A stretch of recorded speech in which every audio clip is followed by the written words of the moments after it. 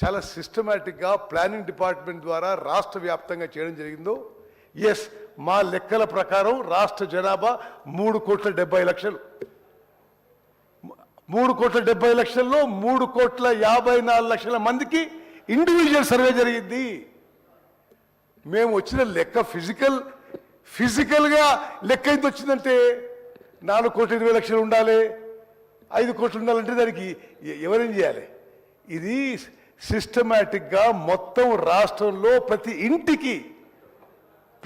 ఇంటికి మార్కింగ్ జరిగి, లిస్టింగ్ జరిగి, ఎన్యూమినేటర్స్ మార్క్ అయ్యి, ట్రైనింగ్ అయ్యి, ఇంటింటికి పోయిన సర్వే. మరి ప్రతిపక్ష శాసనసభ్యులు మనం చేస్తున్న సెన్సస్లో కూడా బహుశా ఇంత సిస్టమేటిక్ జరగకపోయి ఉండొచ్చు. ఈ ఫిగర్స్లో దయచేసి మీరు అనుమానాలు అపోహలు కలిగించొద్దు. మా ప్రభుత్వం సోషల్ జస్టిస్ పక్షాన, ప్రత్యేకంగా బీసీలకు సోషల్ జస్టిస్ చేయడానికి పూర్తిగా కట్టుబడి ఉన్నాము. రిజర్వేషన్స్ ఎంత పర్సెంటేజ్ చేయాలి తప్పనిసరిగా ఈ శాసనసభలో తీర్మానం చేసి పార్లమెంట్ పంపిద్దాం. మీరు షెడ్యూల్ 9లో పెడతాడు పెట్టండి.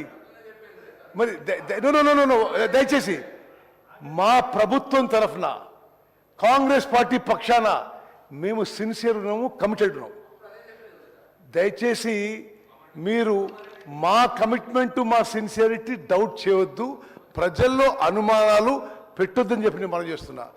స్పీకర్ సార్, నేను మళ్ళా ఇంటర్వ్యూని అయితే అవసరం ఉంటే కానీ this is a massive meticulous systematic exercise.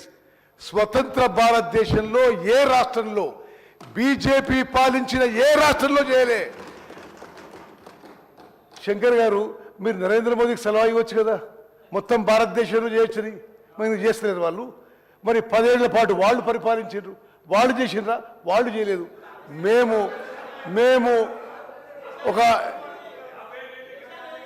Speaker sir మా ప్రియతమ నాయకుడు,